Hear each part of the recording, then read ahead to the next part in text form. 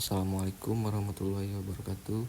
Saya Rahmat Pamel Subrata dengan NIM B1B1222105.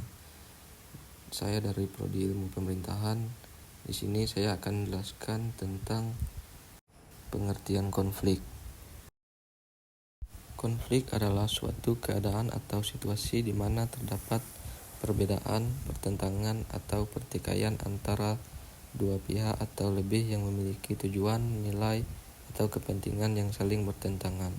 Konflik dapat terjadi dalam berbagai bentuk seperti konflik interpersonal antar individu, konflik kelompok, atau bahkan konflik antar negara.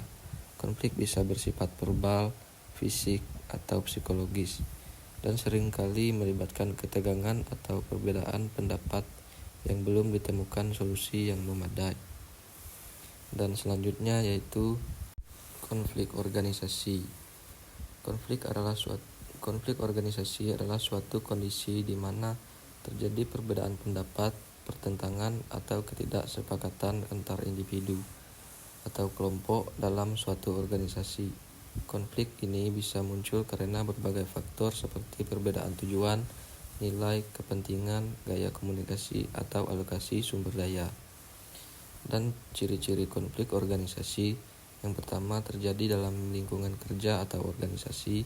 Yang kedua, melibatkan individu atau kelompok berinteraksi secara formal.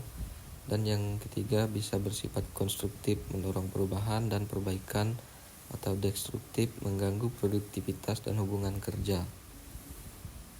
Dan selanjutnya ada pengertian konflik antar lembaga pemerintah secara vertikal dan horizontal.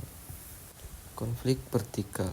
Konflik ini terjadi antara lembaga pemerintah yang berada pada tingkatan yang berbeda, seperti antara pemerintah pusat dan pemerintah daerah. Misalnya, antara presiden atau lembaga eksekutif pusat dengan gubernur atau bupati sebagai eksekutif di daerah. Konflik vertikal seringkali berkaitan dengan perbedaan kebijakan, interpretasi undang-undang, atau pembagian kewenangan yang dapat memicu ketegangan antara tingkat pemerintah yang lebih tinggi dan yang lebih rendah. Contoh dari konflik vertikal adalah masyarakat menolak penggusuran yang dilakukan oleh pemerintah untuk membangun infrastruktur karena tidak diberikan ganti rugi yang layak. Berikutnya yaitu ada konflik horizontal.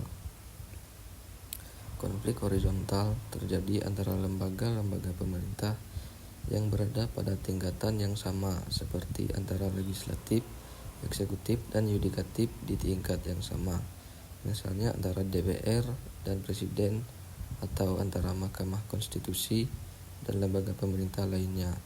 Konflik horizontal biasanya berkaitan dengan perebutan kekuasaan, perbedaan pandangan atau interpretasi kebijakan, serta ketidaksepakatan dalam pelaksanaan tugas dan wewenang masing-masing. Dan contoh dari konflik horizontal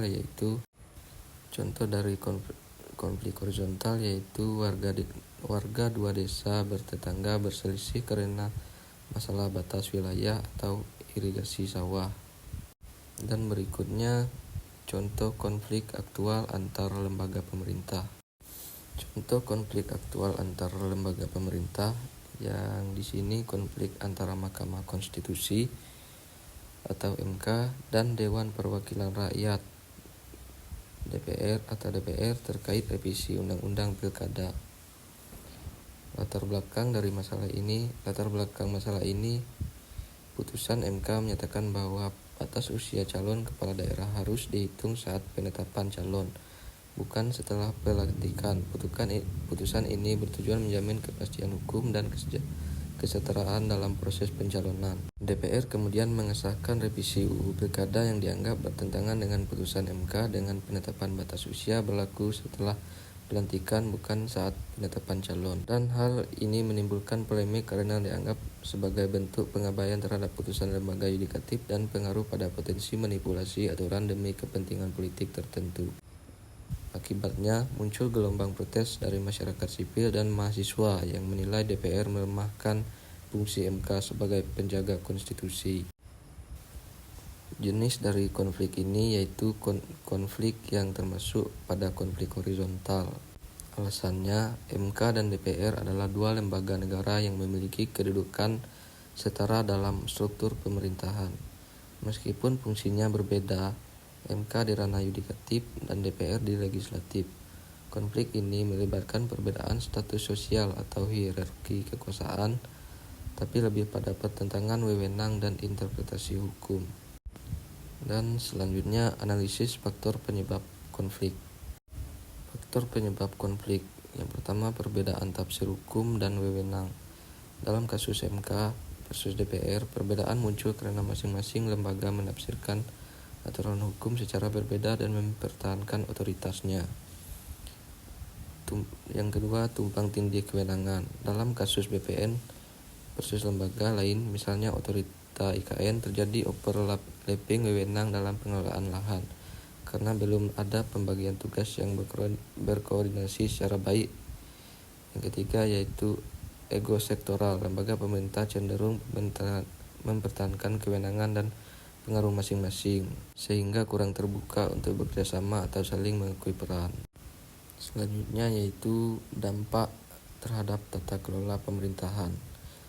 Yaitu yang pertama, menurunnya kualitas koordinasi antar lembaga. Konflik menyebabkan lemahnya komunikasi dan sinergi antar lembaga pemerintah. Contohnya, ketidakharmonisan antara MK dan DPR membuat implementasi UU Pilkada menjadi tidak seragam. Yang kedua, ketidakpastian hukum dan regulasi masyarakat dan pelaksanaan kebijakan bingung karena adanya perbedaan tafsir hukum antara lembaga. Hal ini mengganggu kepastian hukum dan dapat memperlambat pengambilan keputusan. Yang ketiga, menurunnya kepercayaan publik terhadap pemerintah. Konflik terbuka antar lembaga negara menunjukkan lemahnya integritas dan profesionalisme. Masyarakat cenderung skeptis terhadap kebijakan pemerintah dan proses hukum. Dan yang terakhir, terhambatnya implementasi kebijakan publik. Proyek-proyek strategis nasional bisa terganggu karena konflik antar lembaga pengelola. Contohnya, konflik BPN dengan otorita IKN menghambat pembangunan IKN karena masalah pertanahan belum tuntas. Demikianlah video dari saya. Saya akhiri dengan wassalamualaikum warahmatullahi wabarakatuh.